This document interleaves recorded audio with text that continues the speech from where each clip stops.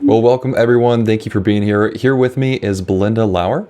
So I have some notes over here. I'm going to cheat, but she has a master's in social service administration as a licensed independent social worker. Also, she works with anxiety, depression, trauma, and restoring relationships. So I'm super grateful that you are here with us and talking about how we can relieve some stress as going into this home buying world and also find joy, because I think we forget that the opposite side is, we don't have to just focus on the negative of how do we remove the stress and frustration, but also how do we move into more joy and happiness as a home buyer. So thank you so much for being here. I really appreciate you being so giving with your time.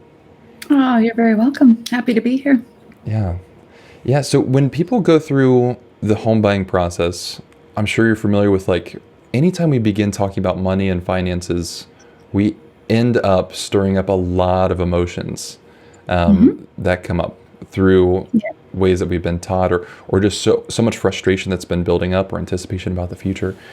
Could you talk a little bit about what do you see as far as money's relationship with how we actually interact with the rest of the world, and then what that looks like with home buying too? Oh, sure. So if you think about it, especially in our culture, money is not really a topic that we even talk about with family, right? It's a topic that very much like sexuality, it's private, it's personal. And now we are entering into discussions with complete strangers who are going to start Mhm. evaluating finances, our personal Yeah. finances. And so it can be an incredibly vulnerable and awkward and uncomfortable space to kind of move into. And the problem is that it's a very necessary conversation that you can't go forward without it. So it's kind of also forced. It's not like by choice we can enter into these conversations. It's we have to get what we want, which is a Yeah. home. Yeah, and so when we find those emotions begin stirring up, I think what often happens, or at least what I've hmm been learning in like my own therapy, is that we tend to move into like some defenses around those to avoid actually Uh-huh. confronting those emotions, because Yeah, those emotions can feel a little bit too big for us. right. And it seems like the big problem too, though, is when we don't actually recognize and validate those emotions, then that's where we get a lot of the anxiety, a lot of the frustration and the relationship conflict happening there. Mhm. So, like, what do you see as a resolution when we're running into something that's so vulnerable that can create such frustration for so many people? How do we actually navigate that process going through it? Uh, whew, That's a big question. it is. It's huge. Because there's not a one size fits all, right? Because we're talking about people on an individual level. So there has to be a recognition that the first thing is awareness of self. Like, what does this make me feel like? What am I actually experiencing? And do I have the bandwidth to actually sit down and take the time to figure out what this is actually doing to me, right? Because I know there are more than one reason why people start to buy a house, right? Sometimes there's a forced decision, sometimes it's a necessary move, sometimes it's a tragedy. So it just depends on where you're starting, what you have to do to take care of yourself. It could just be an accomplishment, like I'm in a position to actually own a home, and that's more comes from a place of accomplishment, joy, and celebration, right? It's an emotion, financial stability, and this is a marker of where I'm at in my life, and it's good. But especially historically, what we've just come through, a lot of people are not moving or trying to buy a home because of that. If you look at all of the fires and all those tragedies out west, people lost their home due to acts of God, and now are in a position of their process and how they start and what they need to do to take care of themselves through the whole thing is going to look a lot different than somebody else who now has the resources, funds to buy their first home.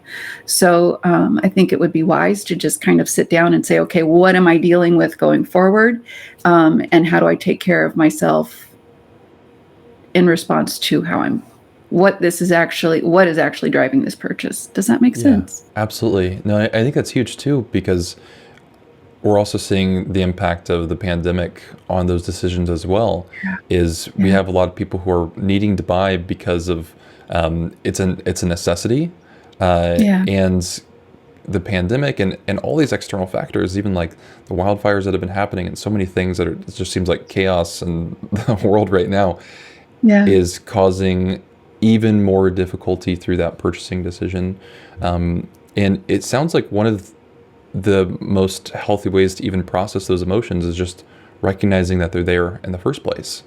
Yeah. Um, I I love that you mentioned the vulnerability piece of going through the applying process, how that's a necessary thing. But sometimes people forget that, oh yeah, this does feel like an invasion of privacy. Like it's okay Absolutely. to feel like this is a really vulnerable thing, right? I don't Yeah. talk about money sometimes even with my partner. And now somebody's going to be investigating it, asking me for proof of it, and then judging me based on what those numbers look like. Absolutely. How Hmm. how would you recommend people sit with those emotions? And maybe it might be better to, if we back up for a second, can you explain a little bit more of your approach to therapy in your personal practice? Because it's a little bit different than I think what people are more familiar with therapy, or they might not have an idea of what therapy looks like other than the Hmm. just the, more Freud, like, can you sit on a chair? You're lying back sitting on a chair, kind of tell me how you feel.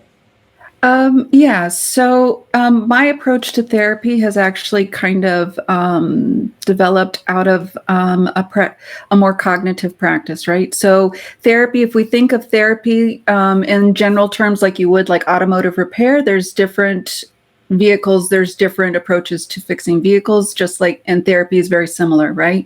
So we don't really recognize that therapy is not just one way, and that there's many ways to approach therapy, and some match better with different people than others, and we need to figure out what we're seeing in our clients instead of just deciding, okay, this is who I am and this is what I do, so if you sit in my office, this is the only way I'm going to work with you, right? At least that's for me. I know that some people do approach it that way. I have not found that to be helpful. So my approach has moved from cognitive, kind of like, what is my mind telling me, to what am I actually feeling, the emotional side of it. I have found that it is more effective and to kind of deal with what is driving my thoughts than what my thoughts actually are. And it's more, my approach is an integrated approach of where is the biofeedback loop. So we know that biology really informs what we feel, and our feelings inform our thoughts, and then our thoughts kind of feed back into that loop of yes or no to the sensory processing system. So if I'm taking in information, my senses pull that in. That's a biological response. It's just what happens. And then there's a part of our sensory system that actually will identify what it feels like, and that's the emotional side of it. And that emotional information goes straight up to our brains and tells our brains, okay, this is what to think, right? And it all is a part of our history. It is a part, our history informs all of this. It's a learned response. It starts when we're infants. That's why Freud went back to the beginning and kind of, and it took forever. But what we have learned when we start to integrate biology with the psychology part of it is that this all works together, and it makes sense because we're not just physical beings, we're also emotional beings. So my approach has been more of let's talk about what you're feeling and how that's driving what you think, and Yeah. our thoughts then inform our actions, right? Then we act a certain way because our thoughts are telling us a certain thing. So if we can start to understand where that biofeedback loop gets created, how it gets informed, then we can start to make changes, and we can start to work with it to kind of shift it a bit to things that are more helpful. Because you're absolutely right. Defense mechanisms come up to protect us. They're not there to be worked against. They're not there to be fought with. They're there to understand and adjust, right? Because what worked for us when we were children, teenagers, and young adults may not necessarily work well for us where we're at. And when people start to recognize discomfort, that they're uncomfortable or things are not working well, that they're struggling, that tells them that somewhere in that loop, something is no longer helpful. A defense mechanism, an emotional defense mechanism is no longer helpful. It's trying to help us. It used to work. It's no longer working. And my job with my clients is to figure out what is happening in that biofeedback loop to kind of like adjust what's happening. Work with your defense mechanisms because they're there to help you. I don't want to take those away. I just want to make them more useful for you in a way that helps move you forward, helps bring you back to your authentic self so that you don't feel like you're wandering around this world trying to be somebody you're not. We all have had those feelings at some point in our life, like this just doesn't match this doesn't feel like me, right? Yeah. And it's a very uncomfortable feeling. So that's kind of how my approach has worked, and all of my treatment modalities kind of inform that. I have not abandoned the cognitive side. They're very useful tools, and I absolutely will make application of them, but they're not the only thing that I use, right? And they're not where I start. So I start with where the client is. What is happening for you? Where does it feel bad? Tell me what happens when it feels bad.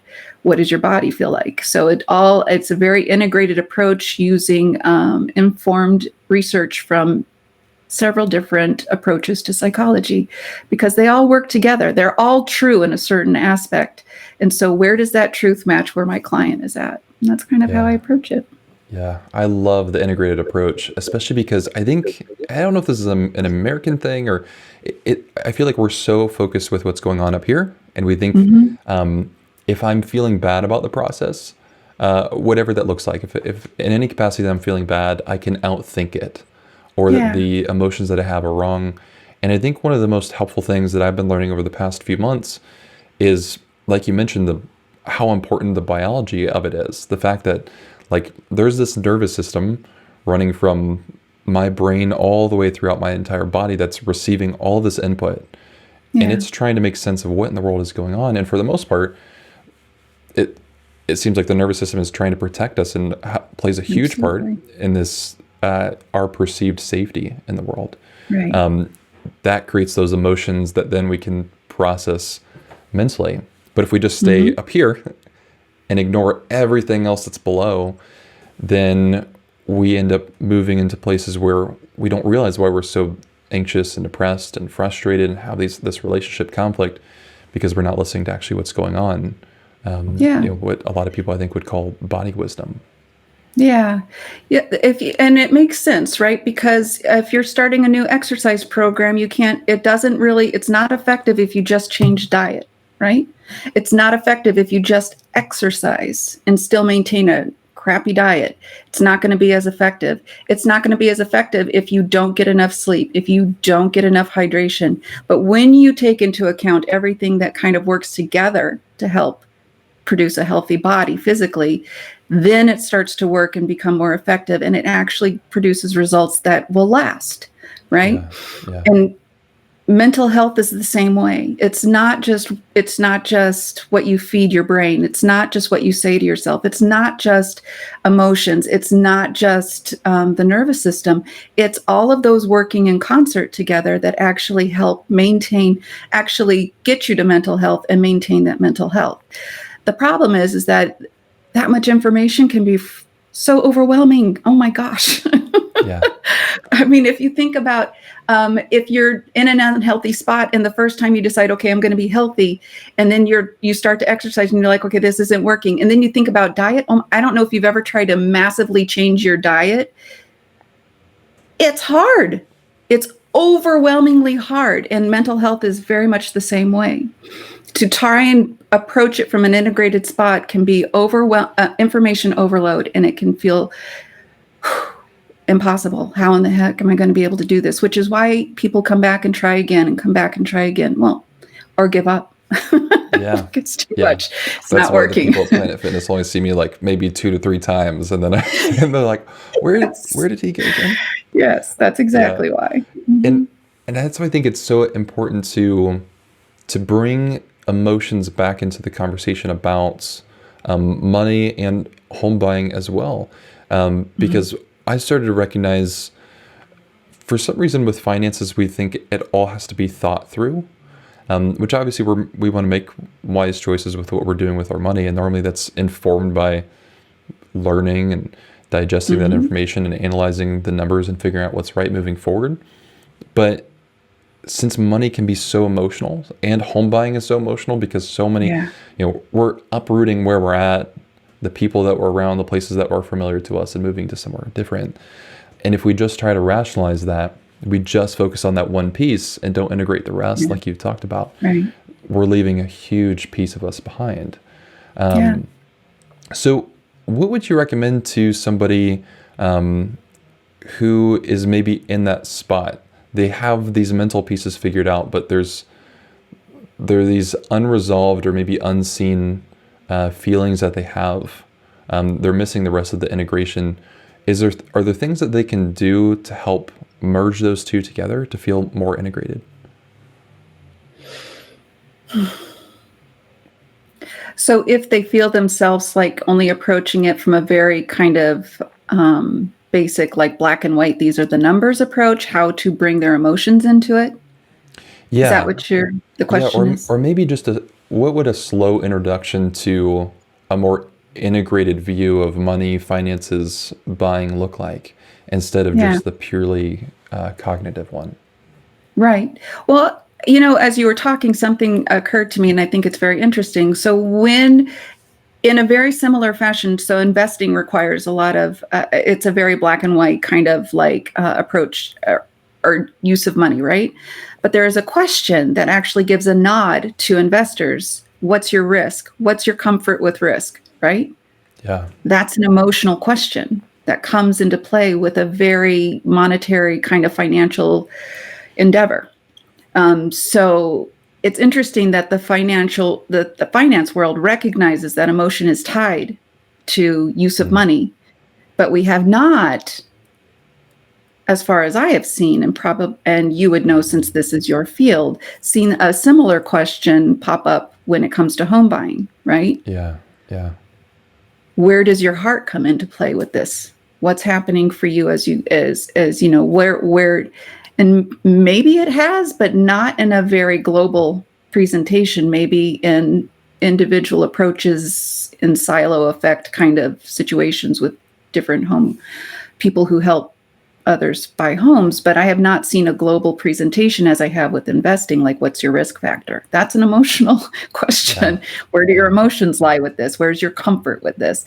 And maybe that's something that needs to be applied in a way that what you're asking, right? So where is your heart in this home buying process? What happens to you as you go through this? Which may allow for those individual differences as to what is driving the home buying process, right?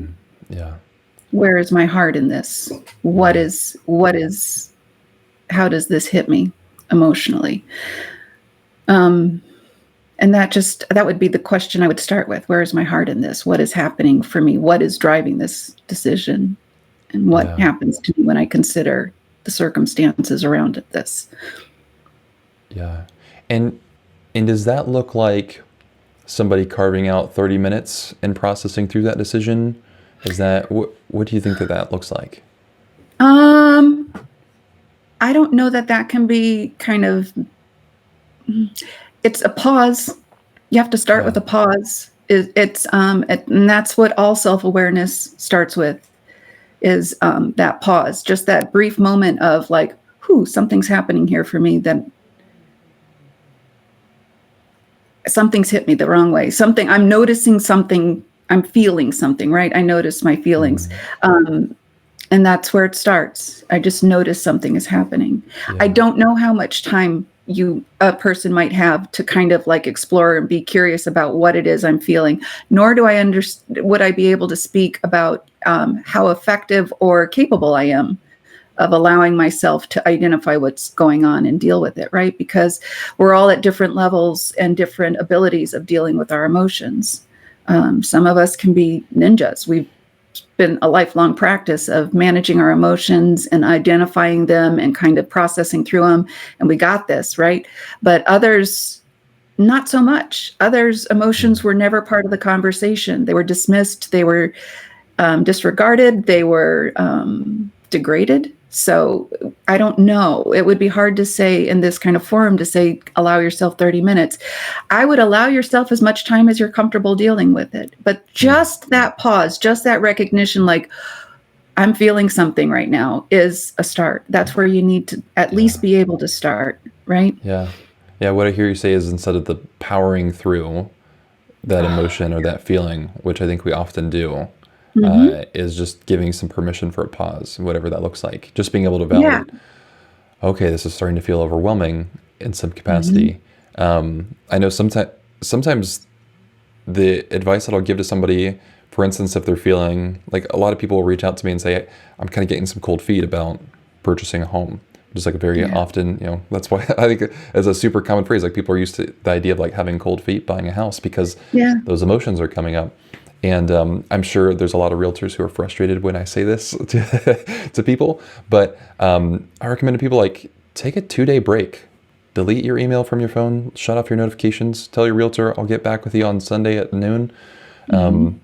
Go get a massage, get your nails done, have lunch with a friend, take a walk, do something that can help you get you to a more calm space, to be able to either sit with those emotions or just take that pause, even if it's not us directly, digging into it, getting outside of the mentality that we have to keep pushing through, even when everything our body is telling us, oh, let's put on the brakes a little bit, because I think that's where a lot of that friction starts to come into play. Yeah, no, I think that's a very wise advice.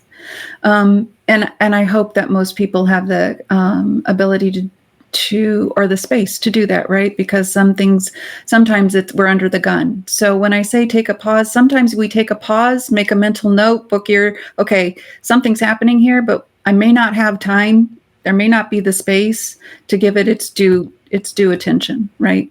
I may not be able to. There may be some time frame that doesn't allow us to kind of take those 2 days because of whatever dire situation we may or may not be in. So it's okay to power through. Just don't forget about what happened. Go back and spend some time when you get the chance, as much as you're comfortable with it, to say, something happened there. Do I understand what happened? No. Yeah. Is it important for me to understand it moving forward? Is it showing up again? Because that's the cool thing about your nervous system. They're kind of like an impatient toddler. If there's an emotion that really needs our attention, it'll come back. You'll notice it. It'll come back, and it'll get very, very annoying. You'll get very frustrated. It's a real pain. You'll be like, what am I doing to myself? There's something there that needs your attention. So I would give permission to, if you have to go ahead and power through, right? If that's what your circumstance is, if that's where it is, it's okay to power through. Just don't forget about it. When there's time and space, go back and figure out, or at least acknowledge, okay, is there anything there that I need to deal with? Is there something there that's coming back? Is it still there? Is it gone quiet? Just don't ignore it, because the problem with unprocessed emotions and those that we ignore, we know that if it gets pushed into the closet, they tend to grow in dark spaces and root down even deeper. So you're going to be dealing with a bigger mess than if you just go back and say, okay, what is it that happened here? Even just that little moment of what happened here allows it to feel, or the emotion to be processed to the point of recognition. Okay, I recognized it. And then you can go forward and not worry about the fact that it's growing in dark places. Yeah, absolutely.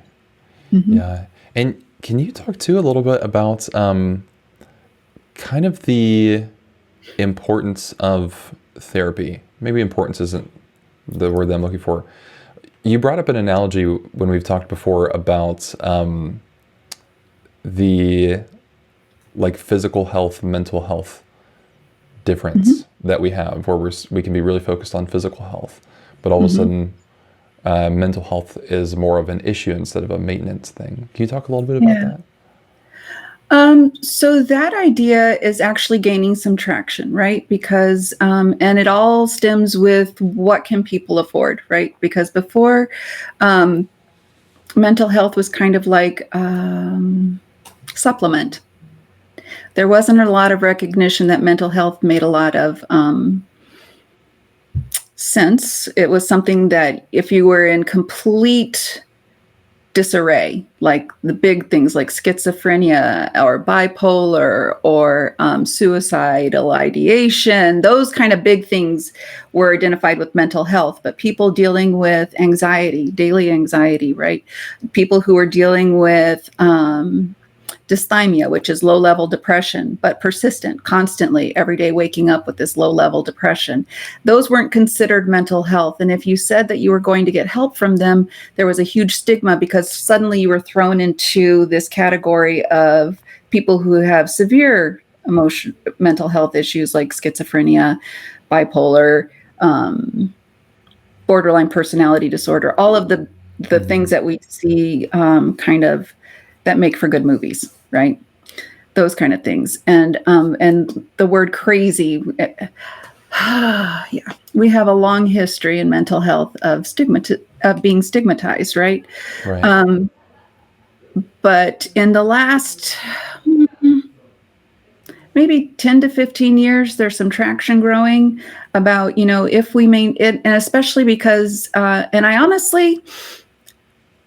I started to see this when I saw like workplaces start to get involved in trying to reduce their insurance rate. So it started with health programs, right?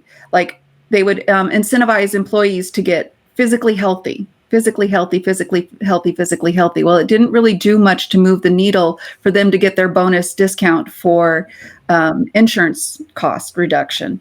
So all of a sudden programs for mental health started coming in. And there was a recognition of the tie between good mental health with good physical health. And if we can keep people healthy, we keep them out of doctors' offices. Therefore, they're not spending the insurance money to. And so sadly, it's all fiduciary driven. Right. Isn't it bad? That's what it takes is the bottom line to be able to say we need to value some right people's mental health. Yeah. There is conversation right now on a national level about creating a annual mental health allowance, right? So you would go very much like your annual exam for your physical doctor, you would be allowed an annual exam for your mental health physician to kind of normalize and kind of recognize the fact that mental health is tied to physical health and physical health is tied to mental health. It's a web. You can't pull one string and not affect the other.